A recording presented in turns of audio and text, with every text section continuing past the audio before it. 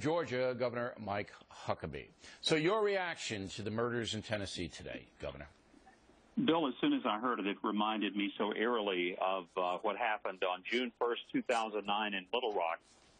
A young man, Carlos Bledsoe, who had converted to Islam, was going by the name of Abdul Hakim Muhammad, opened fire on an Army recruiting station in West Little Rock, killing Andy Long, a private, and another individual who was very critically wounded. And the result of that was that the shooter, who was captured just a little while later, immediately told everybody that this was an act of jihad. He had gone to Yemen, had been radicalized by al-Qaeda, but the federal government refused to prosecute him as a terrorist. They said that it was a state crime. He was convicted of capital murder, but never terrorism. And Andy Long, the private who was killed, only on July 1st, less than a month ago, finally received a Purple Heart, and the act against him was considered terrorism. So at least in the Tennessee shooting, they're not so slow to recognize that there are people, particularly young people, who are being radicalized. They are engaging in horrific activities. And Bill, the sad part about this, these are not isolated.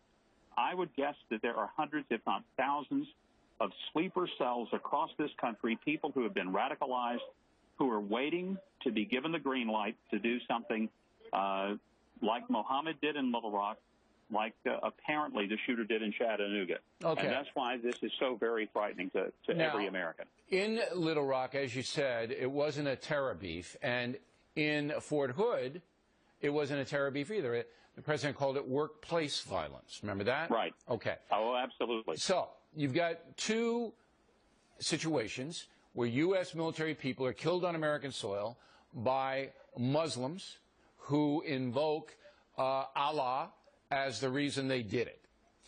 You would think that would be terrorism, but the feds say no.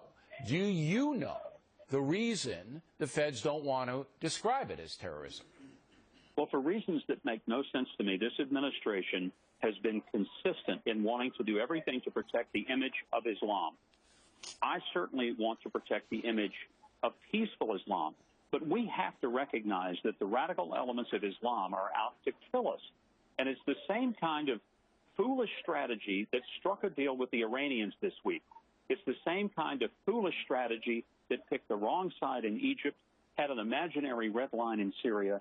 This administration, for reasons I cannot fully understand, other than just not wanting to offend Muslims, has been so careful not to want to identify the real enemy, an enemy that is murdering Americans whenever it gets an opportunity. Yeah, the jihad, that's for sure.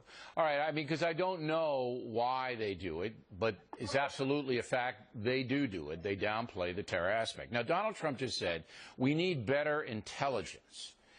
You know, I'm saying to myself, what more could the intel agencies do if you have a guy in Little Rock in 2009 that, you know, attacked the military installation, if you have the guy today in Chattanooga? I mean, how do you know that unless the guy brags about it or puts it out on the net? I don't know what more intel can do with lone wolves. The guy today apparently had not given so many clues. The guy in Little Rock had given repeated clues. He had gone to Yemen. He had been arrested there. He had clearly indicated he was joining jihad. As soon as he was arrested, he made every effort to make sure that people knew of the various attempts, failed attempts, by the way, that he had made to have other terrorist attacks that didn't turn out. There were so many different signs, and I do think that we're going to have to put more manpower, more human intelligence. I fear sometimes, Bill, that we have put so much money on the whiz-bang technology of metadata collection that we forget that the most effective intelligence gathering is not necessarily something done by a robot or a machine. It's done by old-fashioned gumshoe police work. And we have made it much more difficult for the human intelligence factor to operate effectively.